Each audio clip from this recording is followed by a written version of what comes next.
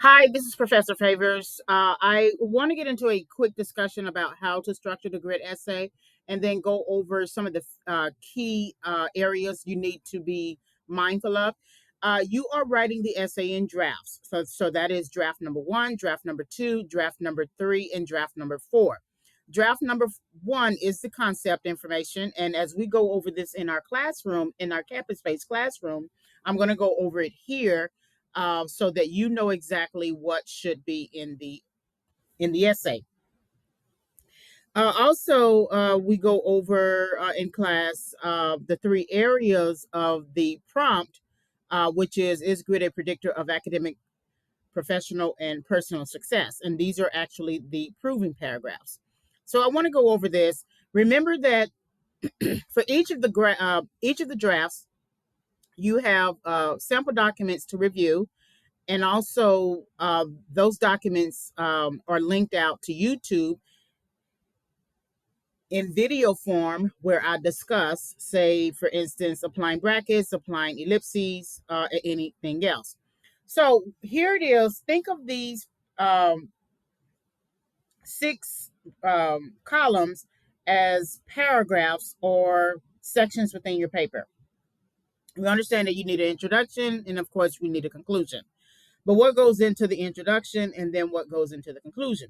And remember that you are responding to a prompt from the English assignment sheet that you can find under Module 2. So if we're in the introduction, we understand that we need to introduce the topic. Okay, so we're introducing the topic. Remember that grit is a scholarly topic.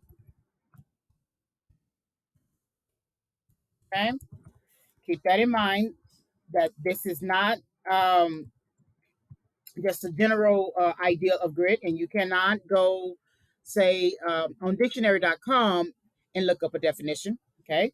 And then there may be some other elements here that you may want to do in the introduction, but the most important part of this is your thesis. Your thesis is what answers the writing prompt. Okay. You do not create a thesis that is separate from the writing prompt. The writing prompt then is on grit. So therefore, a very simple thesis would be grit is a predictor of academic, professional, and personal success, meaning that you agree with all three. Remember also that there is an and here. This is and. So that means that you have to address all three in your paper. That isn't an or. That isn't something that you have an option. So you could agree that grit is a predictor, meaning that if you use grit and understanding that grit is passion, perseverance for long-term goals, right? If you use grit that based upon this long-term goal, it could be education, it could be saving for 25 years, it could be a number of things, but the goal has to be long-term. It cannot be a momentary situation, right?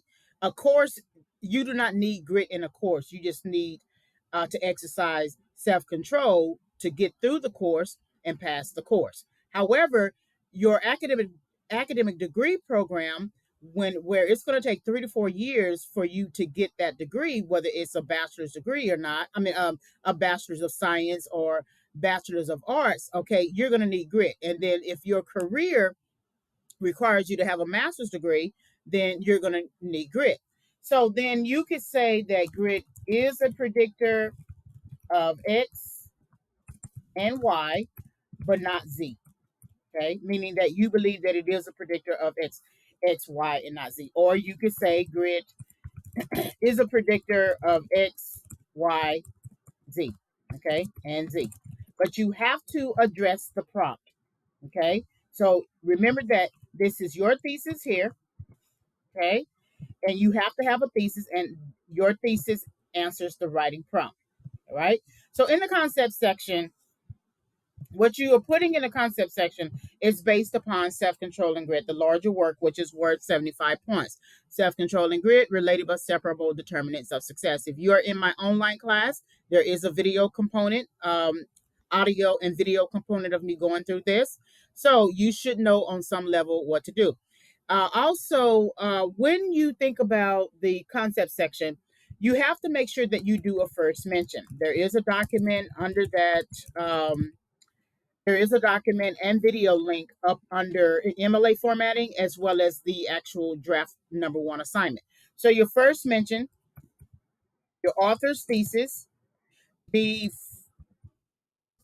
first mention is essentially full title of work, full names of author.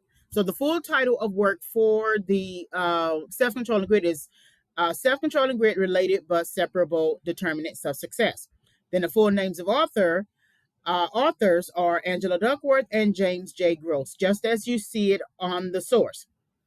So in the concept section, the concept in draft number one, you are doing first mention, author's thesis, um, definition of self-control according to the work, definition of uh, grit according to the work. So that means that you're not going to a dictionary or going to dictionary.com to look up to look up the definitions for self-control or grit. You are using the immediate text, and everywhere the authors define the term, so you can get all of your information actually in the abstract. So the author's thesis, don't forget, it is self-control and grit are strongly correlated,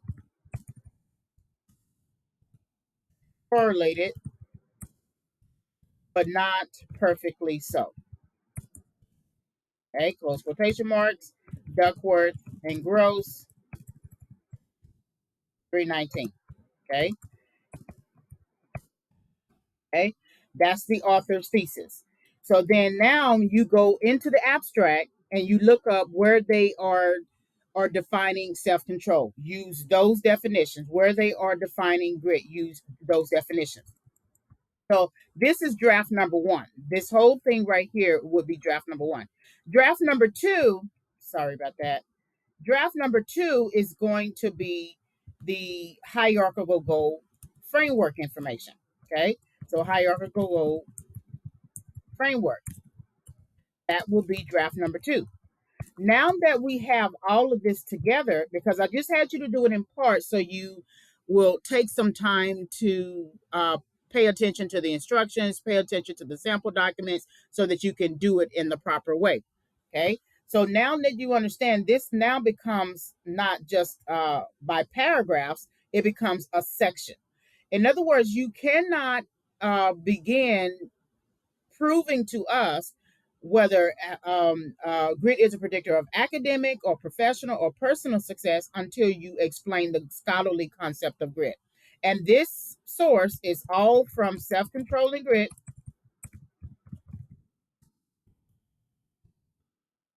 related but separable determinants of success. You cannot put anything else in this section. You will lose points. I'll need to make that clear to you. You cannot put anything in this section. You will lose points. Everything that you see here, and do not add the subtitles in your paper. This is just for demonstration, but you cannot have anything else in this area. You cannot have anything else in this area. This is worth 75 points. Okay, everything that you see here, and if you do not have um, everything that I have, I'm showing you here, I am subtracting -10 for each missing element. Okay, so keep that in mind. So you have an introduction, your thesis. Okay, and then now when you get to your academic, let's see if I have some space. I think so. When you get to academic, professional, and personal, you have to answer the question. These become your proving paragraphs. So this is either going to be yes or no. This is going to be yes or no. This is going to be yes or no.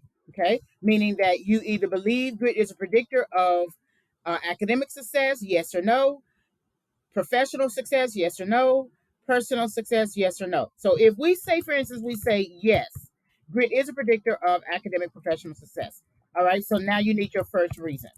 Okay, People who use grit are more likely to obtain a long term academic degree. Okay, now that becomes your topic sentence. Okay, that's a reason, meaning that once you say something is a predictor or once you agree to it, now you have to come up with a reason. The reason then becomes a topic sentence. So this is too broad.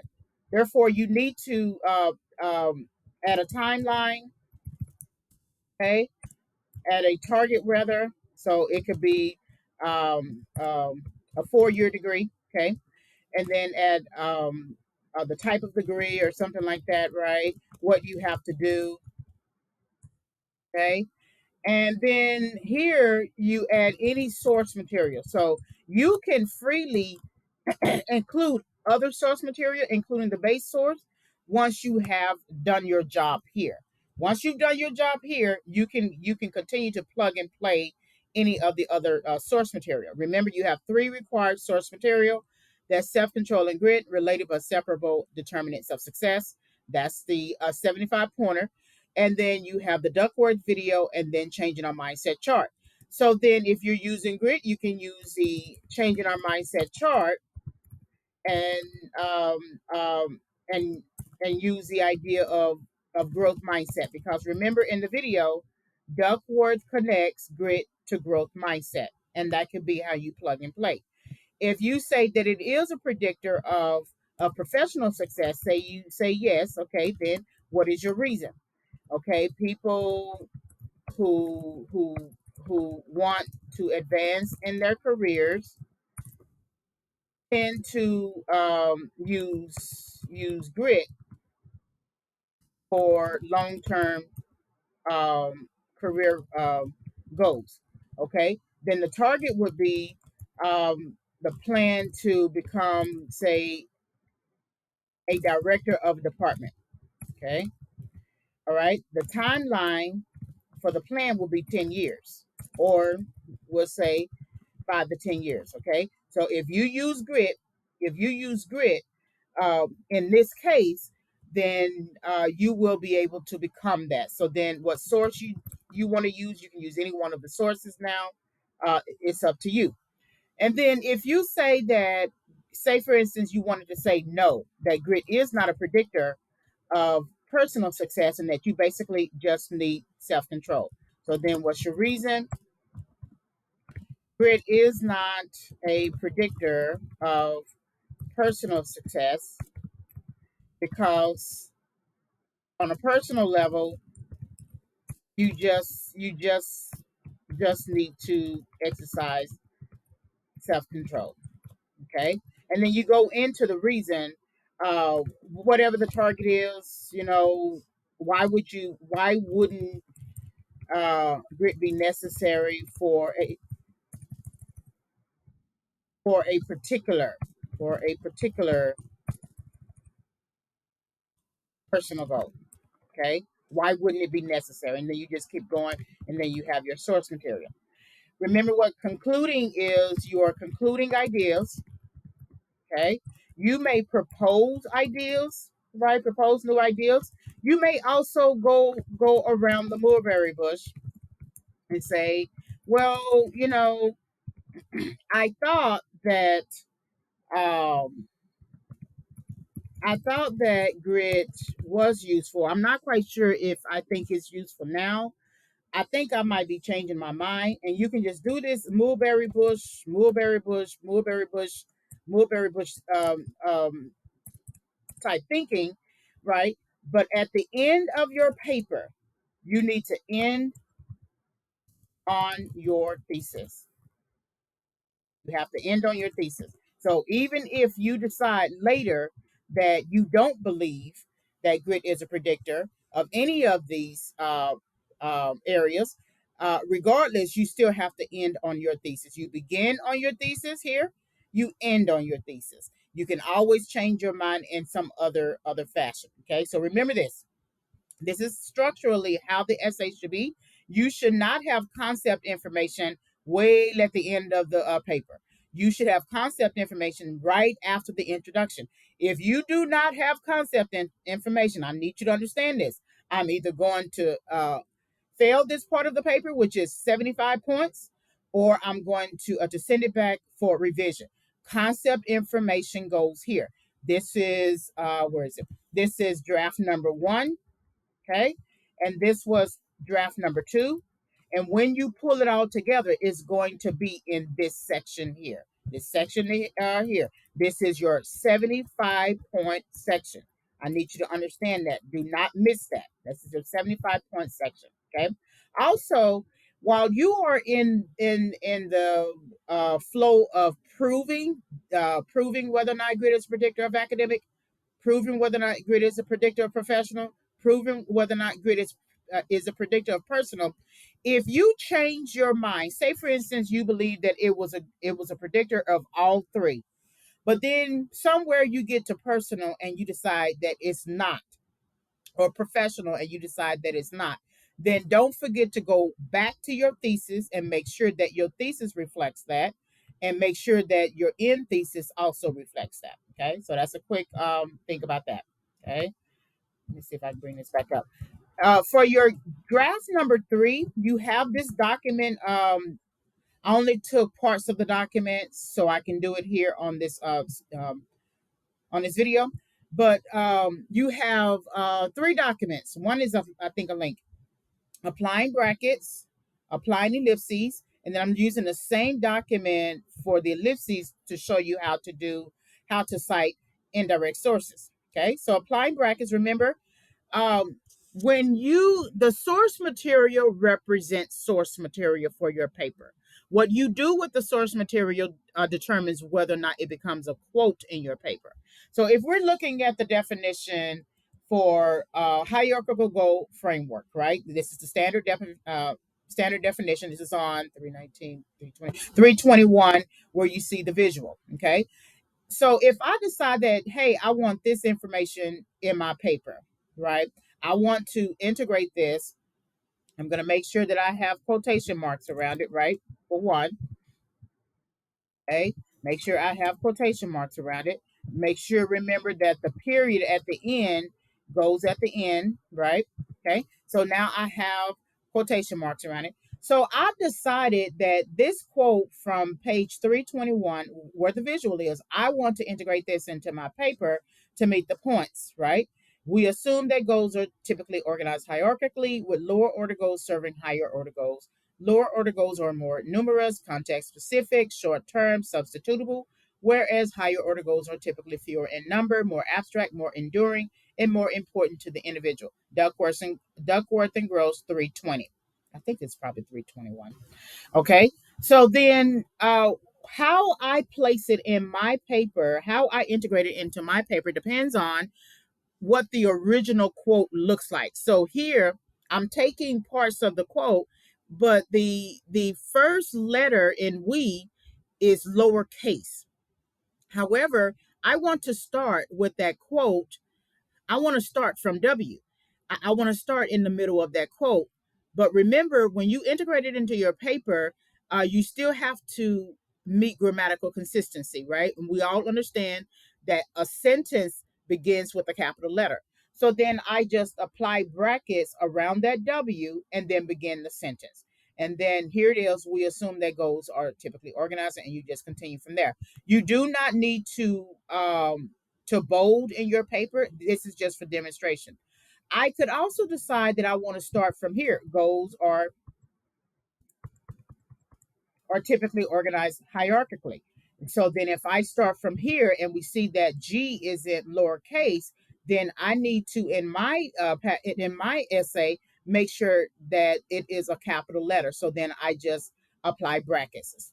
That's how you apply brackets. Now you still have access to this downloadable copy as well as my video discussion. Okay. If I wanted to apply ellipses, and remember, applying brackets is just ensuring grammatical consistency. Applying ellipses is essentially um, leaving some information out, right? So I don't feel like where you see here, here's the ellipses here. Okay. So you end the first sentence, right? This the previous sentence with a period, and then your ellipses are period space period space period space. Okay, and so I want to leave out. This is what I'm leaving out. All this information here, I'm leaving out. Okay, everything else is fine. I like it, no problem. But I don't really want all this information. So then, where I am now going to take out this information, I just need to apply ellipses. And what this does is tell the reader that you left something out. And so they need to go back and research the original source to see what you left out. That's what applying ellipses is. Okay.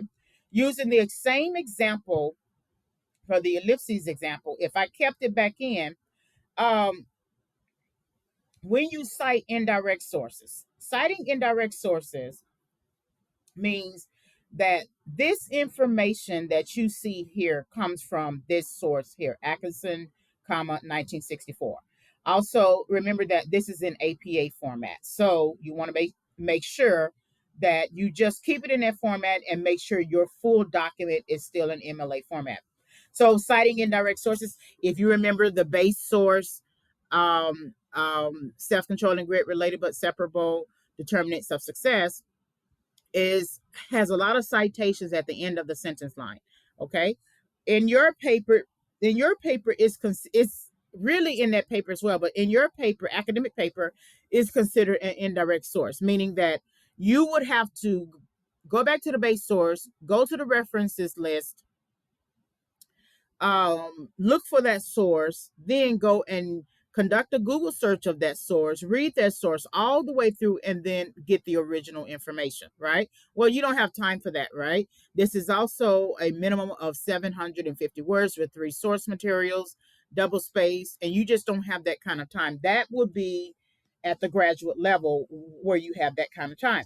So the best way to do that then is to tell the reader that you are citing an indirect source. Okay, let me get this out the way. Okay, you are citing an indirect source. Okay, so if you're going to do that, then you would go back into the citation. Okay, space, not space, rather, quoted in QTD period IN.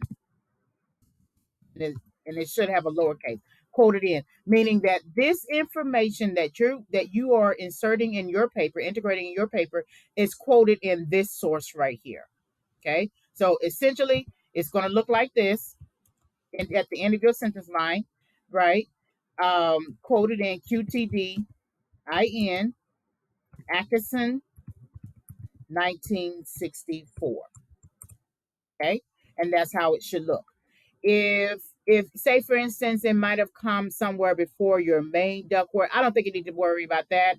Just be sure to cite it as an indirect source. Okay, now remember, this is your works cited list, so all of these source materials are housed on the on eCampus right up under the actual source. But here is a quick download. I mean, here is a quick list of it, and you only have 3, and they've already been formatted for you. Also, you can find this information. Let me just go over this for a minute. If here are some directions for Purdue OWL. Okay, just a quick note. So if you go to Purdue OWL,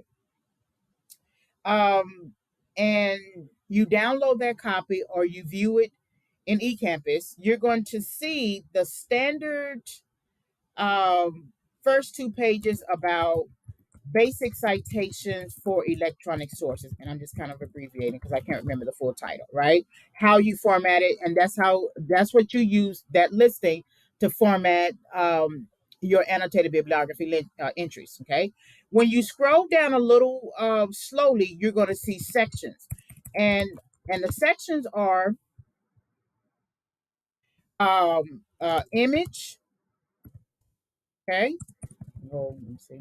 Image, and then scholarly journal article appearing in print. Okay, and then also YouTube. So the image is for the changing our mindset chart. Okay. always forget to place quotation marks around it. Changing our mindset chart. The article in print um, is the self-control and grits. So,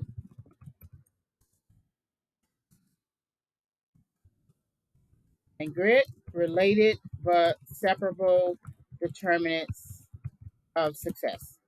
Okay. Okay. And then the YouTube is a Duckworth video.